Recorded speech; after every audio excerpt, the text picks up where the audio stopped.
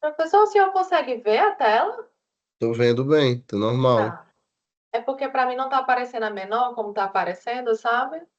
Não, tá normal, tá tranquilo, viu? Tá tá certo.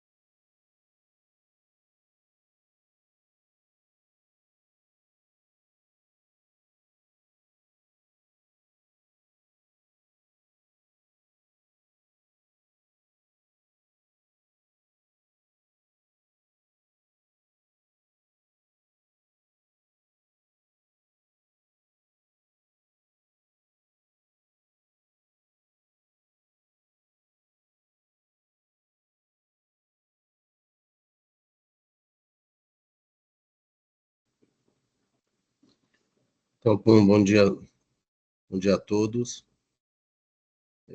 Nós vamos iniciar nossa sessão. A Maria Laura, residente aí do primeiro ano, vai apresentar um artigo sobre fase acelerada e crise blástica na ensino médio proliferativo. Laura, por favor. Bom dia, como o doutor Fernando já apresentou, né? O meu nome é Maria Laura, eu sou médica residente do primeiro ano de hematologia aqui do Hospital Walter Cantídio, e a gente vai trazer esse artigo da Blood, que fala sobre resultados e tratamentos de pacientes com... Laura, eu vou te interromper um pouco. Está dando um pouco de eco. Será Ah, que não era melhor você sair, entrar novamente? tá, posso tentar. Deixa eu ver com a Fernandinha Tá aqui. dando, tá dando muito eco. Tá. Não sei.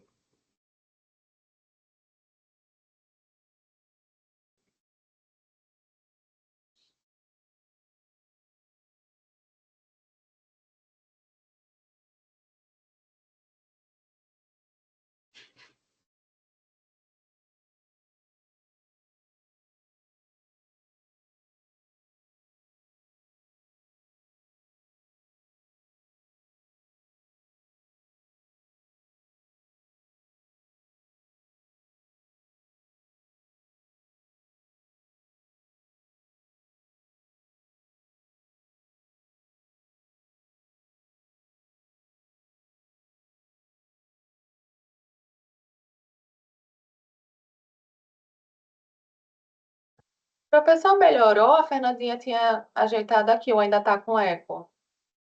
Eu não estou mais vendo sua apresentação. Ah, Melhorou o não, som. é porque eu parei de compartilhar, era só para ver se o áudio tinha melhorado. Aí eu O vou áudio compartilhar tá de novo. bom.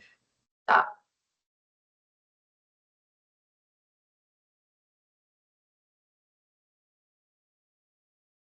Ok.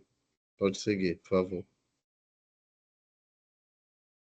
Vou voltar.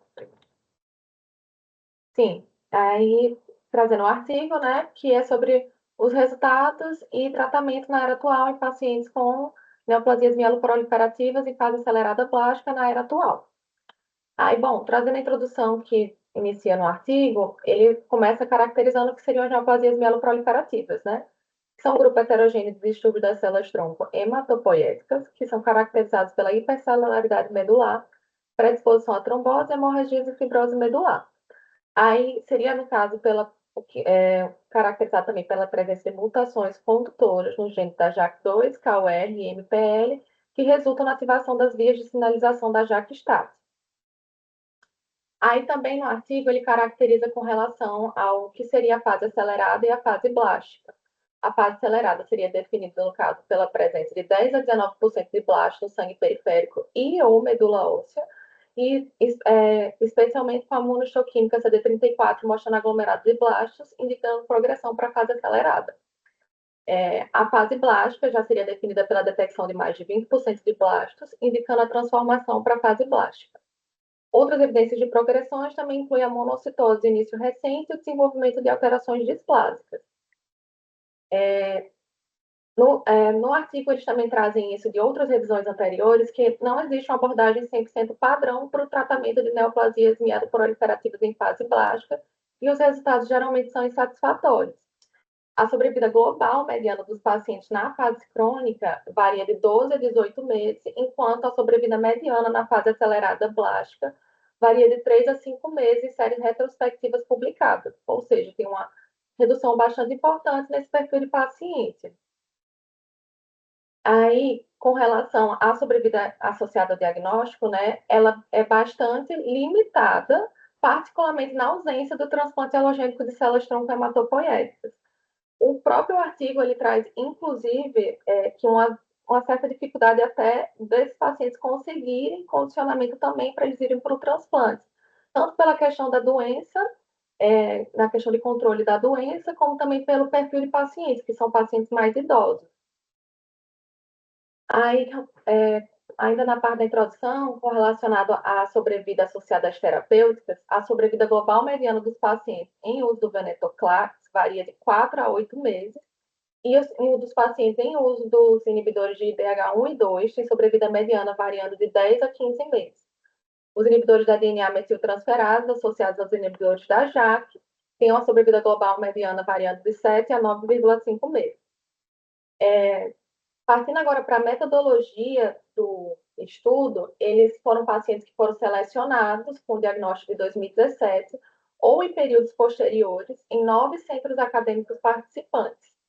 E eles botaram como a definição da neoplasia mieloproliferativa em fase acelerada blástica como mais de 10% de blásticos em sangue periférico ou na medula óssea em pacientes com neoplasias mieloproliferativas subjacentes. E a resposta à terapia administrada para o tratamento das neoplasias mieloproliferativas em fase acelerada blástica foi avaliada usando os critérios de resposta da LN de 2017 para a leucemia mieloide aguda e os critérios de resposta de neoplasias mieloproliferativas em fase blástica de 2012.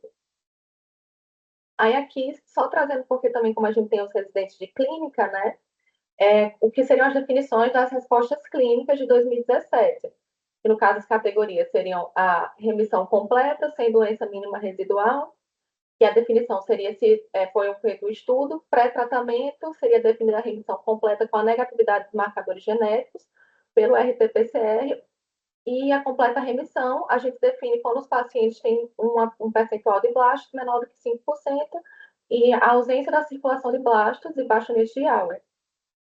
E também a ausência da presença de doença extramedular e a contagem dos neutrófilos acima de 1.000 e plaquetas acima de 100.000. Aí a resposta incompleta teria todos esses critérios, com exceção da neutropenia residual e trombocitopenia.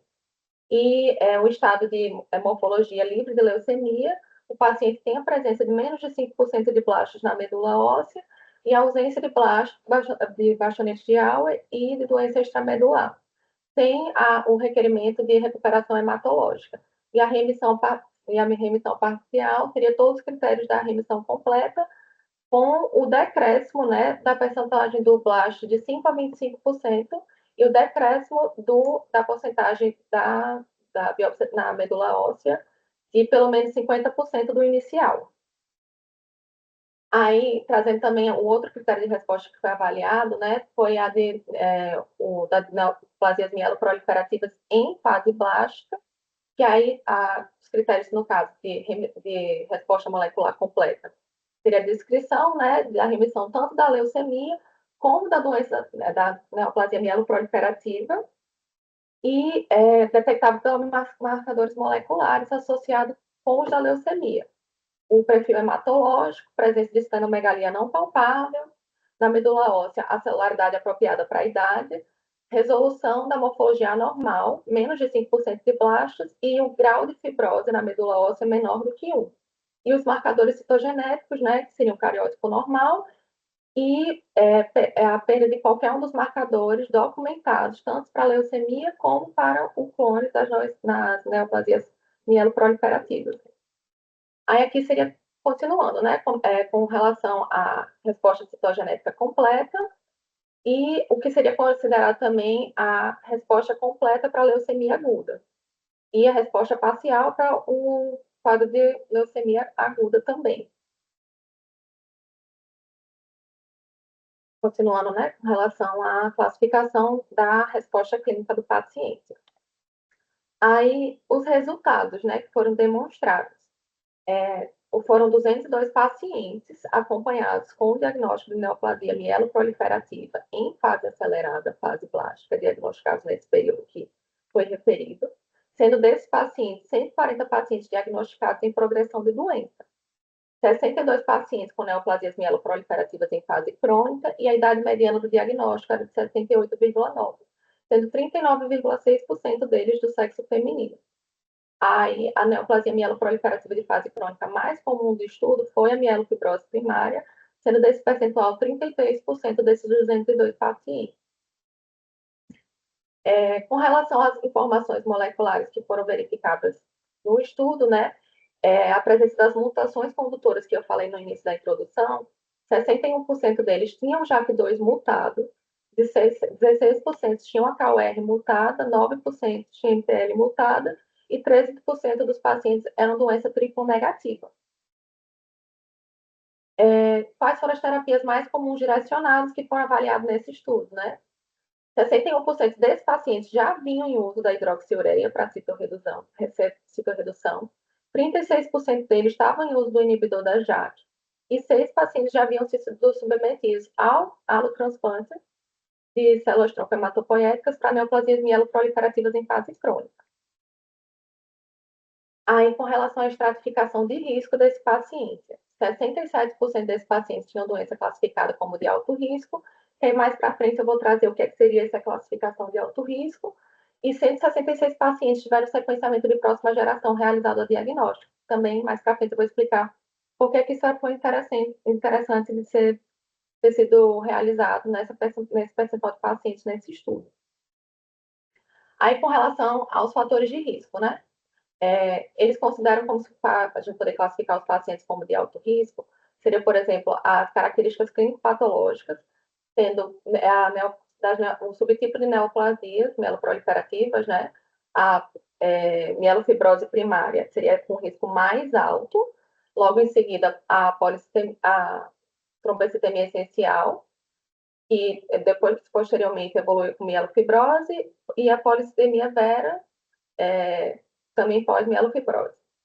Aí, os agentes citorredutores teriam sido utilizados nesse paciente, e os parâmetros laboratoriais, que também no estudo eles disseram que foram alguns mais para frente eu vou trazer também, que foram alguns dos fatores com resultado, com melhores resultados da parte do paciente que foram para o transplante, que seria o percentual de blastos circulantes, anemia, leucocitose e trombocitopenia. E as alterações genéticas moleculares, que seriam desfavoráveis com aumento de risco, como cariótipo desfavorável, a deleção do 17p e essas mutações, que seriam o do ASXL1, o IDH1, 1 e 2, e o EZH2, SRSF2, TET2 e a TP53, né?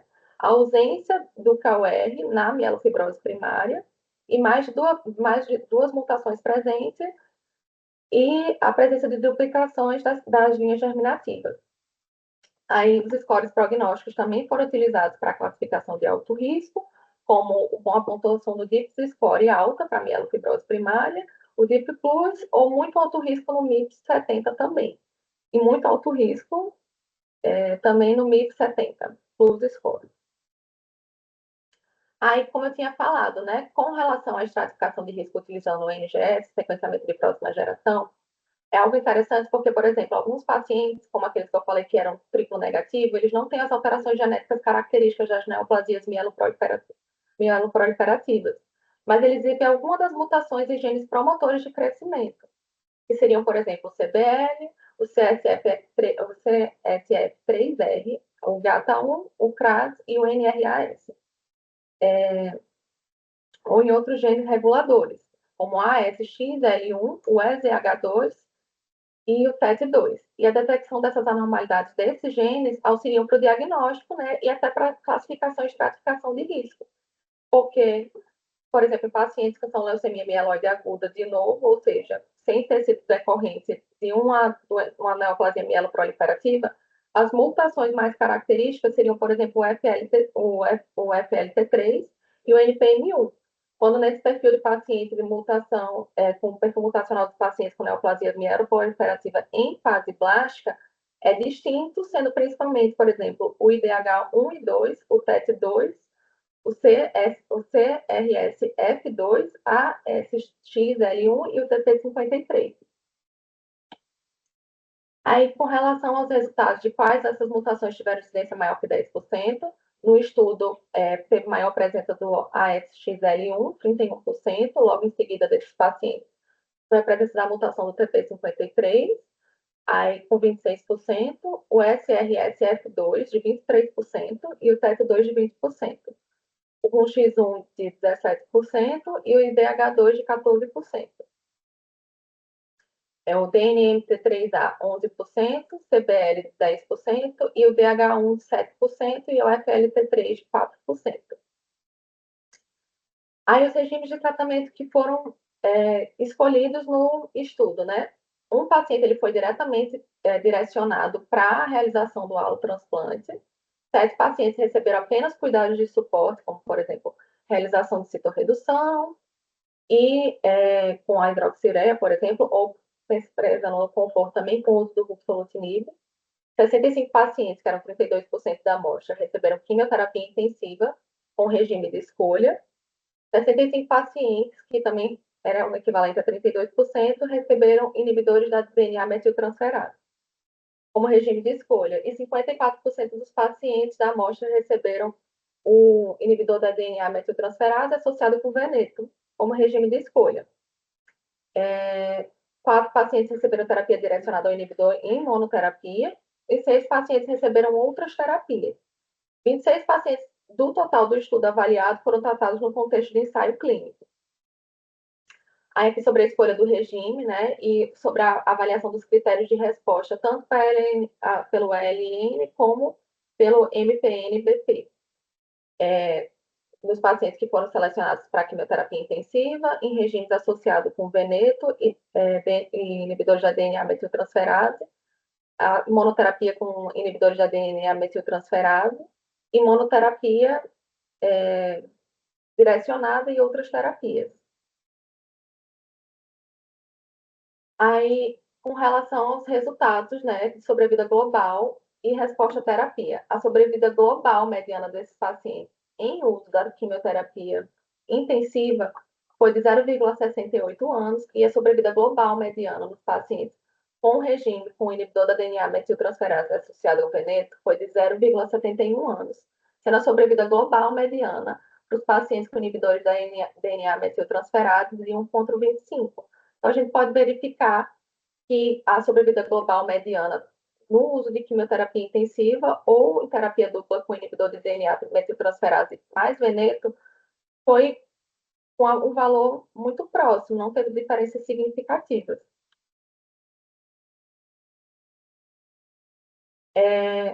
A taxa de remissão completa com recuperação de contagem completa foi de 42% para os pacientes em quimioterapia de regime intensivo, 41% nos pacientes com inibidor de DNA metiltransferase mais veneto e 20% para os pacientes que estavam em uso apenas do inibidor de DNA metiltransferase.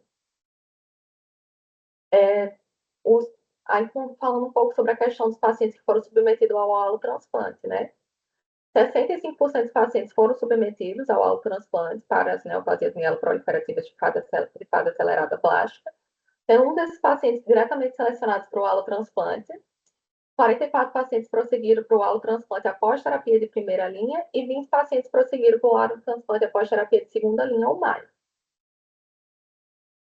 Dos 65 pacientes que foram para o allotransplante de células-tronco, 36 deles receberam a medula de um doador não aparentado compatível, 11 deles tinham doadores aparentados compatíveis e 6 pacientes receberam medula de doadores não aparentados com mismatch, sendo que um paciente recebeu de doador de sangue de cordão umbilical.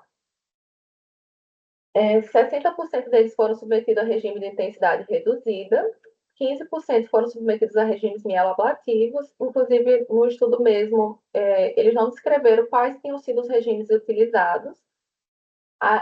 25 pacientes tiveram doença do enxerto versus hospedeira aguda e 16 pacientes desenvolveram doença do enxerto versus hospedeira crônica. Dos 35 pacientes que faleceram após o allotransplante de células-tronco, 16 deles morreram de causas relacionadas ao transplante e 15 pacientes morreram por recidivas de neoplasias mieloproliferativas em fase acelerada, fase blástica, e 4 morreram de causas não relacionadas. A sobrevida global mediana a partir da data do diagnóstico nesse perfil de paciente que foi submetido ao allotransplante foi de 3,1 anos e 2,3 anos a partir do allotransplante de células-tronco. E a taxa de recidiva de 2 anos após o transplante foi de 23%. E a mortalidade não relacionada à recidiva em 2 anos após o allotransplante foi de 25%. Aí uma coisa que o estudo também traz seria o que foram os fatores potenciais associados à sobrevida global no allotransplante, que foi um negócio que foi observado no estudo e que também tinha compatibilidade com a literatura prévia já existente, que era uma resposta significativamente maior nos pacientes que atingiram remissão completa ou remissão completa sem resposta hematológica ou remissão parcial, do que os que tiveram falha terapêutica, como melhor resposta antes do allotransplante de células-tronco. O status da mutação do TP53, a idade maior que 65 anos e o percentual de blasto da medula, sendo de 10 a 19%, assim como uma presença de disfunção renal verificada pela creatinina sérica elevada, foram fatores significativos com relação ao resultado nesses pacientes que foram submetidos ao transplante. Aí, na discussão do artigo, ele traz isso, né, que a sobrevida global mediana em toda a coorte é de 0,86 anos, ou seja, uma sobrevida relativamente baixa, né? E não houve diferenças significativas, como eu falei, na sobrevida global, com base na abordagem do tratamento de primeira linha de escolha. Aí uma coisa também interessante que foi verificada no estudo foi que, embora tivesse pacientes com remissão clínica baseadas em esquema de quimioterapia intensiva, inibidores da DNA metiltransferase mais benéficos tenham sido numericamente maiores. Os pacientes que receberam terapia baseada com inibidor de DNA metiltransferase tiveram uma sobrevida numericamente maior. E não houve associação significativa entre a resposta da sobrevida global após o allotransplante pelos critérios da LN, que aí no artigo mesmo ele fala sobre essa questão do ter sido visto uma verificação de como se fosse incompatibilidade dos critérios previamente avaliados. Seria algo interessante para esses pacientes, a gente ter a possibilidade de novos critérios para a gente poder avaliar a resposta clínica desses pacientes. Aí a sobrevida global mediana foi maior naqueles que atingiram, né, a resposta, melhor resposta clínica, e foi sugerido por isso que a redução da carga plástica desses pacientes pode ser benéfica, mas a necessidade de atingir ainda não é 100% clara. E a maioria dos pacientes não recebeu o allotransplante por uma relativa falta de remissão clínica alcançada com as terapêuticas atuais. Por conta da questão do idade diagnóstico, são perfil de pacientes mais idosos e com relação também à própria definição do controle da doença pré-transplante, porque os critérios que são utilizados no estudo inclusive, da questão da leucemia mieloide aguda. Outra coisa que eles também trouxeram que é bastante interessante é que mesmo com a erradicação do componente da fase acelerada, fase blástica da doença, as características das neoplasias mieloproliferativas em fase crônica muitas vezes persistem como fibrose e blasto periférico circulante, que não pode ser levado como critério isolado sobre questão de controle até a resposta de doença. E aquilo que eu já tinha trazido, né, que é os critérios típicos da resposta da leucemia mieloide aguda, podem não capturar adequadamente a profundidade de resposta à terapia entre pacientes com neoplasias mieloproliferativas em fase acelerada e fase blástica, e ao comparar os resultados das neoplasias mieloproliferativas em fase blástica em remissão no momento do allotransplante de células-tronco, em comparação com a LMA de novo, e a LMA decorrente da síndrome mielodisplásica, a sobrevida global mediana é significativamente mais curta e o risco de recidiva é significativamente maior. Outra coisa que eles estão sendo interessante é que do percentual total dos pacientes, só 14% foram tratados no contexto de ensaio clínico. E 12% apenas das terapias após a segunda linha foram administradas por meio de ensaios clínicos. O estudo tem limitações, né, porque foi um estudo retrospectivo, e os centros incluídos não apresentaram totalmente a amplitude de pacientes com neoplasias mieloproliferativas em fase acelerada, fase blástica. Obrigada. Laura, obrigado aí pela apresentação. Eu acho um tema extremamente importante, tá? Porque se a gente for parar para refletir, essa entidade que não, que é uma síndrome mieloproliferativa, e que não, muitas vezes você não caracteriza bem pelo perfil mutacional, como você bem colocou. Às vezes você tem, principalmente essa entidade que é JAK2 negativo, MPL negativo, KOR negativo, ou triplo negativa, né? Que é uma entidade que a gente sabe que tem uma evolução pior. São, na verdade, um número menor de pacientes, mas que trazem um desafio para nós do ponto de vista de condução desses casos. Então, quando nós nos deparamos com esses doentes, o recurso do sequenciamento de próxima geração, com o melhor perfil desses doentes, certamente vai caracterizar uma entidade à parte. E nesse contexto, a condução dos casos, principalmente na indicação do transplante, nos obriga a ter uma visão mais, digamos assim, mais específica sobre esses pacientes. E aí você mostra claramente que são doentes que a gente tem mais dificuldade de obter remissão, né? E algo muito interessante é a perspectiva do uso, né, tanto da azacitidina ou mesmo da decitabina associada ao venetoclax, muito mais azacitidina, que é o inibidor de DNMT1, como você colocou, DNA metiltransferase, como uma perspectiva de tratamento, porque você não consegue levar esses doentes pelo perfil, pela condição clínica deles para um tratamento mais agressivo, como a gente trata as leucemias agudas. Inclusive, tem trabalhos muito interessantes que hoje associam até três drogas, né? Então, principalmente naquelas crises blásticas, em que você tem da leucemia mieloide crônica, em que está se associando ponatinib, são estudos de fase 2, mas ponatinib, venetoclax e azacitidina, ou mesmo aracem em baixas doses. Então, acho que isso abre uma perspectiva de uma discussão muito interessante e de uma demanda não atendida desses doentes, né? Então, eu pediria então que o Felipe Cunha fizesse um comentário, uma pergunta sobre a sua aula, Felipe. Bom dia. Dia. Primeiro, parabenizar a Laura, né, pela apresentação. Acho que o que trouxe a apresentação, né, reforça a questão da baixa sobrevida associada, né, a essa condição. Então, é uma doença de bastante gravidade, né? Ele já começa falando sobre isso na introdução e reforça no resultado dos trabalhos, né, apontam sobrevida mediana de menos de 1 ano, né, para esses pacientes. E no contexto de avaliação de estratificação de risco, também reforça a importância do NGS, né, como o senhor colocou, né, nesses pacientes, principalmente que a gente tem a pesquisa as mutações clássicas, né, o JAK2, MPL, KOR, vem todos negativos, a importância do NGS tanto para a gente diagnosticar esses pacientes como ter uma melhor estratificação e saber realmente o melhor curso de evolução desses pacientes. Em relação ao tratamento, né, chama a atenção a comparação da quimioterapia intensiva, né, em relação aos esquemas de menor intensidade, né, esses esquemas de menor intensidade foi colocado no artigo que tem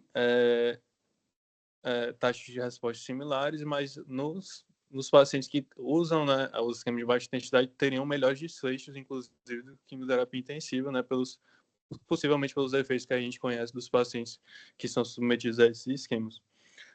Outro ponto importante que a Laura comentou foi sobre a questão que muitos desses pacientes, quando têm resposta, eles voltam, na verdade, ao estado de doença crônica, né? Da fase crônica. Então, esses pacientes podem ainda ter blastos circulantes, podem ter características de fibrose medular e sobre a adequação dos critérios de resposta que são extrapolados da LMA. Inclusive, até um paciente nosso, né, que a gente viu, paciente idoso, né, com mielofibrose que evoluiu para LMA, que fez o esquema de baixa intensidade e voltou ao o padrão dele de mielofibrose, né? Ainda tinha uma porcentagem pequena de blastos, né, mas ainda descrito. Então, até para ilustrar para a gente esse resultado. Achei bem interessante esses pontos, principalmente, mas e também no artigo, né, reforça sempre a importância do transplante de medula óssea no tratamento desses pacientes. Mesmo eles têm, né, sobrevida bem prejudicada, né? E quando se submetem ao transplante de medula óssea, acabam que a gente vê respostas melhores nesses pacientes. Uma coisa bem importante que você colocou, Felipe, é um assunto que eu gosto muito de debater, é que muitas vezes a resposta ideal desses doentes não vai ser obtida antes do transplante. Então, você precisa procurar doador, né? O melhor doador possível. Chama a atenção nesse trabalho é que nenhum paciente fez transplante haploidêntico, né? Algo muito interessante. Então, e está dentro desse cenário, da perspectiva mesmo que a gente vê principalmente nos Estados Unidos, na Europa, onde o doador não aparentado, 10 em 10, é o doador de melhor resultado, até melhor que o haploidêntico nesses casos. Então, é preciso estar atento a esse aspecto e que a profundidade de resposta não pode ser o definidor da conduta. Então, nós precisamos encontrar o melhor momento quando o doador estiver pronto, tentar levar esse indivíduo para o transplante, que é a única opção curativa para esse paciente. É algo muito importante. Gostaria de ouvir, então, a Mariana Saraiva, um comentário sobre a aula e alguma pergunta, Mariana, se possível. Professor, depois tem como voltar o comentário de novo, porque eu não ouvi o que o senhor tinha falado. Depois a gente volta, Laura, tá certo? Bom dia, gostaria de parabenizar a Laura pela excelente aula. Alguns pontos que o Felipe já falou que me chamaram a atenção também foi a importância do INGS no diagnóstico, né? Como a Laura frisou, a presença dessas outras mutações em pacientes com neoplasia mieloproliferativa triplo negativo, né? E que quando comparados a um perfil de mutação na LMA, a gente tem uma diferença de porcentagem, né? Aí ressaltando a mutação da ASXL1, do IDH1 e 2, que nos Estados Unidos tem droga-alvo, né, para tratar, que foi até utilizado no estudo, certo? E a ausência da calreticulina, né? Aqui no nosso serviço acaba que nós não temos tão ampla, né? Tanto a KR quanto a MPL, e também não temos acesso à NGS, então tem essa questão da limitação. O artigo citou como é importante reduzir carga blástica, né, antes do transplante, e realmente chama muita atenção o fato de ter comparado quimioterapias intensivas, né, com venetoclax e hipometilante e ter obtido resultados semelhantes. Como são pacientes idosos, né, com múltiplas comorbidades na maioria das vezes, que você já vai ter que submeter a um transplante, que é um tratamento que alguns pacientes nem elegíveis estarão, né, e aqueles que são elegíveis, idealmente, se você puder evitar complicações para a redução dessa carga blástica antes do transplante, seria o ideal. Então, chamar atenção a essa associação, certo? E também em relação ao allotransplante, outra coisa que me chamou a atenção é que no artigo a maioria foi, pelo que eu entendi, a maioria foi foi condicionamento mieloablativo, né? Ele não citou quais foram utilizados também e não falou sobre intensidade reduzida. Então, talvez fique essa questão aí, além do que o senhor falou, né, sobre o tipo Mari, de transplante. Eu Oi. acho que é o contrário. Eu acho que é o contrário. Pode repetir a porcentagem, Laurina? Fale, Laura, por favor. É porque, na verdade, ele falou que tinha os dois, só que era o percentual. Deixa eu até saber. Eu acho que eu tinha botado. Não, deixa eu achar se eu botei no slide. Resgatar a informação, Mas, por favor. é porque, na verdade, Mari, eles tiveram. Deixa eu botar a tela de volta. Só um instante. Cadê? Compartilhar. Teve 60 pacientes que eles foram submetidos a regimes de intensidade reduzida. A maioria deles foram para regimes de intensidade reduzida. Só que 15% foi para ablativo. Aí, deixa eu fazer um comentário sobre isso, pessoal. Assim, Mariana, pelo perfil e pela a gravidade desses doentes, dificilmente você vai conseguir fazer, a despeito da idade, obviamente, e considerando a avaliação geriátrica ampla, você vai conseguir fazer em condicionamento mieloablativo. Então, na verdade, o predomínio é de intensidade reduzida, certo? E realmente é o esperado, tá certo? Para esses pacientes. Mas tranquilo. Mas tudo bem, pode concluir seu raciocínio. Não, mas o que eu ia comentar, porque eu tinha trocado mesmo quando eu vi. Eu ia comentar que eu tinha achado estranho isso, né? Mas realmente eu tinha entendido errado da aula.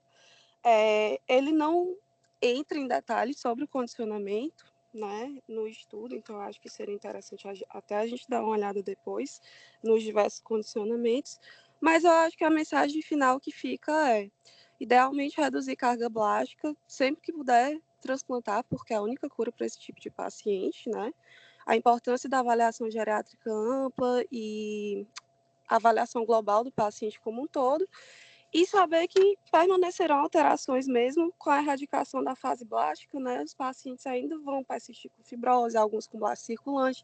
Então, realmente, a redefinição dos critérios seria interessante, dos critérios de resposta nesse perfil de pacientes. Obrigado, Mariana. Queria ouvir então a Laís Chaves, por favor. Oi, bom dia. Primeiro eu queria parabenizar a Laura pela apresentação. Assim, uma coisa que me chamou muita atenção foi quando ele avalia os critérios de resposta, né, da SMP em fase acelerada crise blástica após tratamento, com os critérios de resposta de LMA. Teve uma palestra que me chamou muita atenção no SBTMO, inclusive do Dr. Fernando, que ele levantava o questionamento se SMD com progressão para LMA e LMA de diagnóstico primário eram a mesma patologia, né? E, na verdade, a tendência hoje em dia é a gente considerar doenças diferentes, com progressão, prognóstico e tratamentos, inclusive, diferentes. Então, assim, a progressão para LMA de um SMP talvez não seja a mesma patologia, a mesma LMA e mereça critérios de resposta diferentes, específicos para cada patologia. Porque pode ser que a gente esteja atrasando o transplante desses pacientes, ou até mesmo não transplantando, considerando que eles não tiveram uma resposta adequada ao tratamento prévio, porque a gente está comparando com uma outra doença. Então, eu acho que para o futuro, critérios prognósticos e critérios de resposta específicos para cada patologia de SMP são importantes para a gente tratar melhor os nossos pacientes e transplantar cada vez mais sempre que possível, entendendo que realmente o transplante é a única possibilidade de cura para esses pacientes. E quando a gente tiver um acesso maior ao sequenciamento de nova geração, a gente vai conseguir ver quais pacientes têm prognóstico pior, quais a gente precisa já direcionar para o transplante de cara no diagnóstico primário, assim que a gente faz o diagnóstico, a depender, claro, dos critérios de avaliação de geriátrica, de avaliação de critérios de fragilidade mesmo. Mas já tipo a doador, avaliar a possibilidade de já encaminhar para a equipe de transplante para direcionar esse tratamento como única proposta curativa sem esperar muito, porque a gente pode perder o time em questão. Mas, assim, excelente abordagem. Eu acho que a gente fala menos sobre fase acelerada e crise blástica nas SMPs no geral, a gente fala muito mais na leucemia mieloide crônica, e eu acho que a gente tem que começar a falar mais, porque cada vez mais os nossos pacientes idosos têm um aumento de sobrevida, a gente tem acesso a novas terapias e terapias menos tóxicas, a gente consegue tratar melhor os nossos pacientes mais idosos, que é a faixa etária de diagnóstico das SMPs, e cada vez mais a gente tem que pensar em transplantar esses pacientes também, apesar da idade, avaliando sempre os critérios de fragilidade. Acho que era isso. Obrigado, Laís. Acho que você abordou um ponto muito importante, que é exatamente o critério de resposta, né? E pautado na diferença de que não, a gente está sempre tentando comparar com a leucemia mieloide aguda, né? E principalmente a LMA de novo, e na verdade não é a mesma coisa. Então é preciso estar atento a esse detalhe. Queria ouvir a Emanuele Muniz. Comentário, perguntas. Bom dia. Primeiro, parabenizar a Laura, né, professor, por uma excelente aula. E aí, quando o Felipe falou dos nossos pacientes, né, a gente tem paciente nesse perfil, me veio à cabeça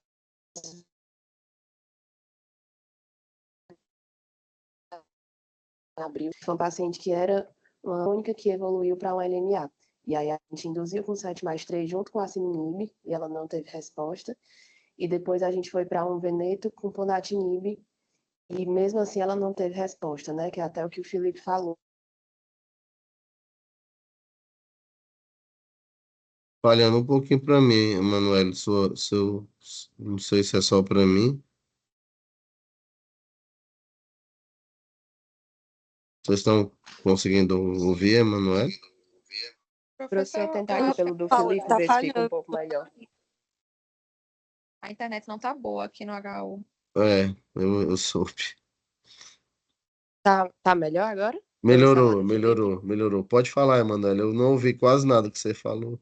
Pronto, eu estava parabenizando a Laura pela aula, né, que foi uma excelente aula, e aí estava comentando sobre um paciente que a gente teve internado aqui na enfermaria em abril, que foi uma paciente que tinha um LMC que evoluiu para clírise blástica, ou seja, evoluiu como LMA, né, e nós tratamos primeiro com esquema intensivo, porque era uma paciente mais jovem, até um pouco fora do padrão do que a gente via no estudo, que normalmente são pacientes mais idosos, né, era uma paciente de 40 anos, e induzimos com 7+3 e a Seminib, e ela não teve resposta. Depois fomos para um esquema de mais baixa intensidade, né, com veneto, dessa vez associado ao pono, e também não tivemos resposta. E mostra justamente esse padrão que a Laura mostrou nos estudos, né, que são padrões de resposta muito ruins, muito pobres, que a gente não consegue realmente reduzir a carga de doença como deveria para levar para transplante. E nesse caso em específico, a gente ainda tem mais dificuldades, né, porque ela não tinha doador aparentado, não tinha doador nem apto, e no Harem também não tinha ninguém. Então, é um prognóstico de doença muito reservado, né? E aí fica muito difícil da gente conduzir esses casos. Perfeito, Manuel. Obrigado, viu? Gustavo, você gostaria de fazer algum comentário, alguma pergunta? Bom dia, pessoal. Bom Também, como dia. os demais, parabenizar a Laura pela sua brilhante apresentação. Uma coisa que me chamou a atenção foi relacionada a justamente desse slide, relativo à mortalidade dos pacientes que foram submetidos ao transplante, né? Então, aproximadamente metade dos pacientes que foram submetidos faleceram, e dentre esses, metade foi relacionado também à mortalidade associada ao transplante, né? Mesmo sendo submetidos ao regime de intensidade reduzida. Uma coisa que eu achei particularmente interessante, justamente pelas complicações pós, né, associadas à doença do enxerto contra o hospedeiro, as imunossupressões e as infecções associadas a CMV e outras infecções aí dos pacientes imunossupressos. E também relacionada a uma coisa que já até foi comentada anteriormente, sobre a questão da utilização de regimes de intensidade menor de tratamento prévio até o próprio allotransplante, como uma estratégia que leva a uma tendência de melhores desfechos, né, que é interessante justamente porque esses pacientes, devido às comorbidades, devido à questão de fragilidade, têm realmente uma dificuldade para a gente de tentar esquemas de maior intensidade. E aí lembrando também justamente dos fatores de risco que tinham colocado, relacionados aos desfechos, principalmente sobre a mortalidade, a questão do TP53, que é uma pedra no nosso sapato, né, nas mais diversas patologias. E aí, Gustavo, obrigado aí pelo comentário. Na verdade, você levantou uma questão que é muito importante. Por que levar o doente para o transplante, né? Se a mortalidade, como você bem colocou, metade tem complicações aí, ou do próprio transplante, ou na verdade, complicações como doença do enxerto aguda e crônica e infecções. Na verdade, assim, o aspecto principal é que se você tem um indivíduo que é elegível, que pode realizar transplante, a única chance que ele tem é em realizando transplante. Se ele continuar naquele tratamento quimioterápico, ele certamente vai a êxito, né? Vai a óbito. Um dado muito interessante, aí eu vou falar um pouco da mielodisplasia. Alguns trabalhos mostram que o doente que usa Vidasa, por exemplo, né, azacitidina, como é a displasia, aos 3 anos de tratamento, todos já estão falecidos. Os que realizaram transplante, você tem aí um percentual variando aí de 30 a um pouquinho mais vivos, os que realizaram transplante. Então, a chance e a perspectiva desses indivíduos é se realizar transplante. Então é por isso que a gente insiste, embora a mortalidade ainda, a mortalidade ainda seja elevada, né? Ainda não seja o que a gente quer. Obviamente que com o passar dos anos isso vai melhorando, né? Isso é um estudo retrospectivo. Faltam estudos prospectivos com essa doença especificamente, tá? Mas lembrar sempre que, em termos de perspectiva curativa, a única perspectiva é realmente o transplante, né? Então, é algo que a gente tem que estar sempre na nossa cabeça. Nós estamos caminhando para o final. Eu queria então pedir à Laura que fizesse o fechamento, um comentário, o que ela gostaria de falar, para a gente encerrar a nossa sessão. Não, eu gostei bastante do artigo, assim, eu tive algumas dificuldades quando estava fazendo, em relação a alguns dados que, por exemplo, não foi colocado, por exemplo, com relação aos regimes e a intensidade, qual tipo de regime é ablativo. Aí eu também fui dar uma estudada para acrescentar também. Eu não sei se isso foi levado em consideração para eles não falarem quais foram o regime, mas também na própria Blood tinha um artigo que foi usado de referência para o artigo que foi discutido, que dizia que a escolha do regime não interferia e não tinha resultado relevante com relação à sobrevida, na escolha entre o regime de intensidade reduzida ou mielo ablativo. Aí não sei se foi isso também que eles levaram em consideração, que é bem interessante pensando no perfil de paciente, né, que são pacientes mais frágeis, idosos, esse perfil de paciente. Achei interessante também o fato de eles poderem fazer no estudo ter sido verificado um percentual grande desses pacientes no sequenciamento genético, né? Que a gente vê que esse perfil de paciente tem um perfil de mutação diferente, né? No caso da LMA, de novo.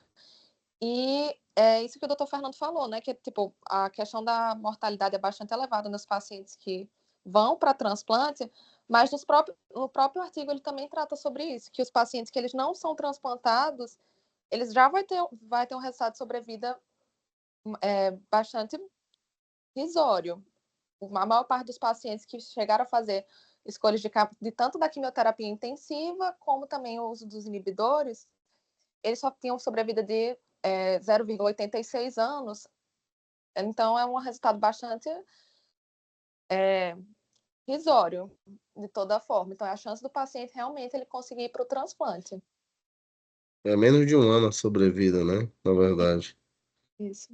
É menos de um ano. Na verdade, assim, pessoal, saber os condicionamentos é importante, tá?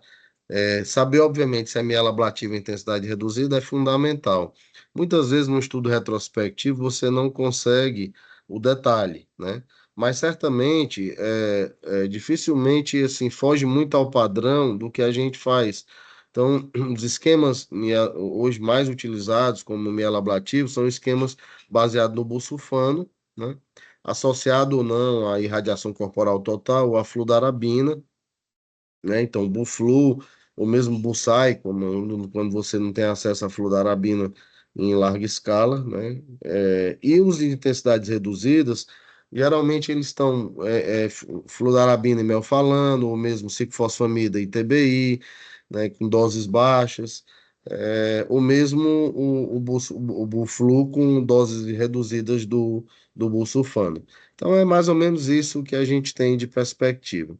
Então, eu queria agradecer a Laura pela apresentação, tema muito importante, tema de fato que a gente nunca discute isso, mas que a gente sempre acaba vendo esses doentes e é um desafio, eu considero um desafio muito grande conduzir esses casos e tomar a melhor conduta, né? Então, acho que a gente aprende muito aí com todas essas discussões e apresentações. E, de fato, é muito importante a gente falar sobre isso. Então, queria desejar a todos uma boa semana, lembrar a nossa reunião hoje à noite aí de linfomas, convidar a todos aí para ouvir o nosso colega Perini, que vai falar de linfoma do manto. Tá bom? Abraço para vocês, bom resto de dia e boa semana. Valeu, tchau, tchau. Obrigada, Tchau, professor. tchau. Tchau, tchau, Laura, parabéns. Obrigada.